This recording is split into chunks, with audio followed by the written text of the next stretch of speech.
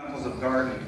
It's a course that I teach here at the Botanical Garden. It's a 6-week course, and I'm going to whittle it down into about an hour and 15 minutes.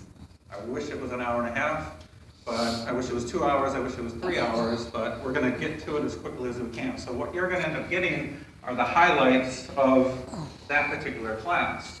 And the reason that I really enjoy teaching this class, and one of the things that I think is the most important thing about it, is that by learning the fundamentals of gardening, you really start to feel comfortable when you're out in the garden. It's one of the things that I share with all my students.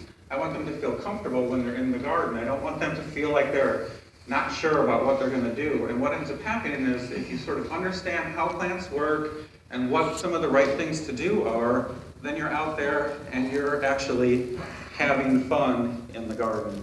So here my son helped me with a lot of these fancy transitions, so enjoy that. He's in school still, so he knows how they work. So I want to put the fun back into the fundamentals, basically, of what gardening is.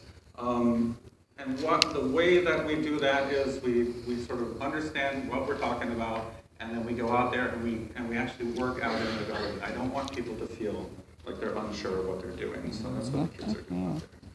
All right, so let's start with it. The very first step is to start to understand the roots and the shoots.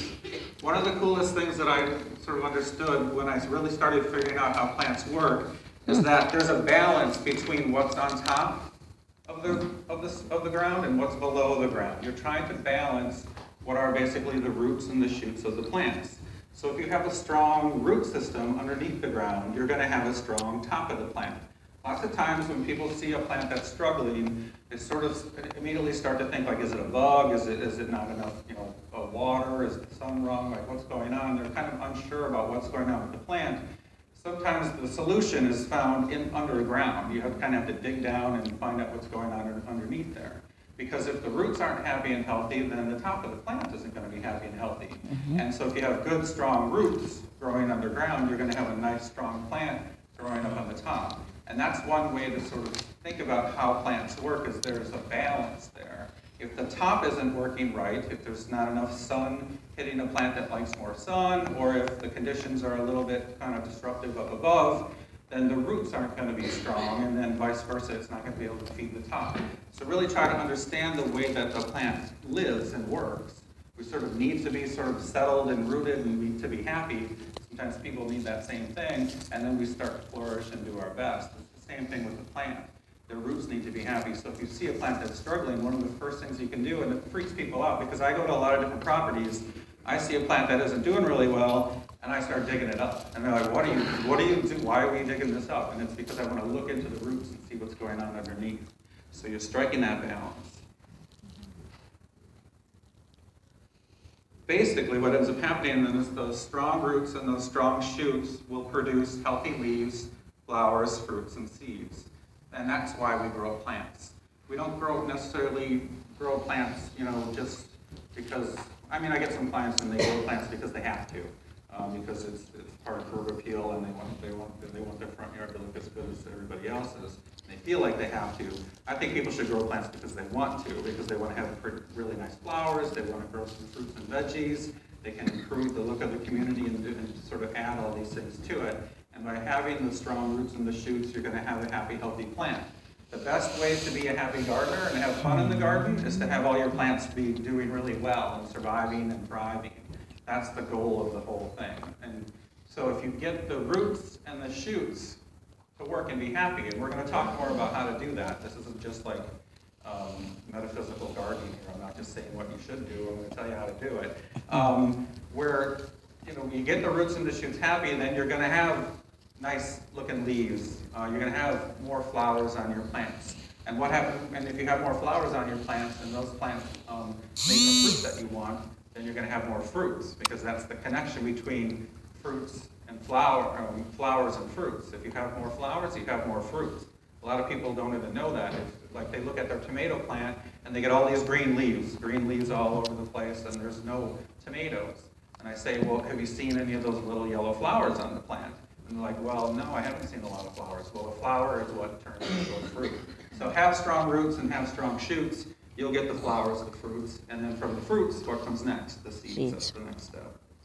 So I want you to understand kind of how all this stuff works, and so we're going to pull the curtain away from the idea of the magic of the meristem, which is what I don't like to talk about. A meristem is, and my son did the spinning thing. The meristems are these parts of the stem, these sort of growth points of the stem. It's called meristematic tissue.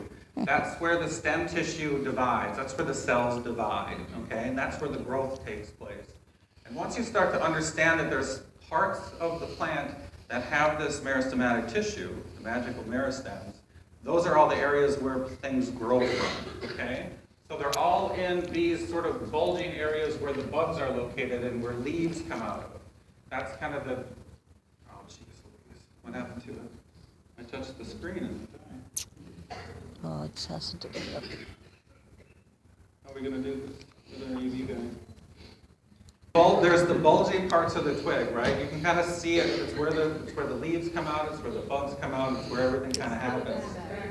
Oh. Almost back. In the beginning, there was something for July is not good. Yeah, they thought that might happen. I guess it happened. Let's do this. So you guys are getting like the full treatment here. Yay. Okay. I could do this without the slides. I've done it before. It's happened in class. But I need a chalkboard then. I don't know if they're going to give me one of those. But, so the idea of the magic of the meristems is that's where plant growth takes place.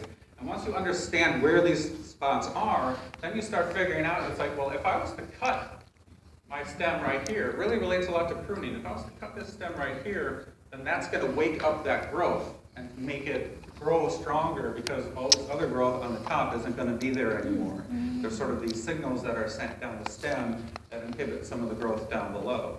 And you start figuring out, that's why if you're growing like a ornamental sage or even a tomato plant early on, when it's an early shoot, you pinch that top part off. And that top part then divides into 3 new parts. And then you pinch each of those and they divide into 9 more. And then by having more bushy plants, you have more opportunity for more flowers. And if you have opportunity for more flowers, you got a chance to get more tomatoes. Okay, so that's why that pinching thing takes place.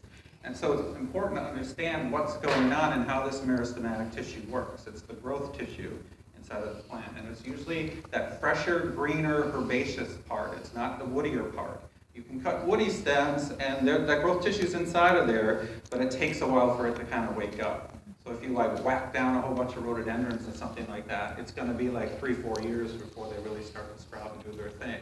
But if you clip that, trim them at the tops where it's green and herbaceous, it's going to happen that same year, and you'll see it start to happen. That's the meristems. Oh, it's spinning again. Look at that. That's how magical it is. It spins again. Let's switch. So it's important to understand, so if we're trying to get the roots and the shoots all to work for our sides here, it's important to understand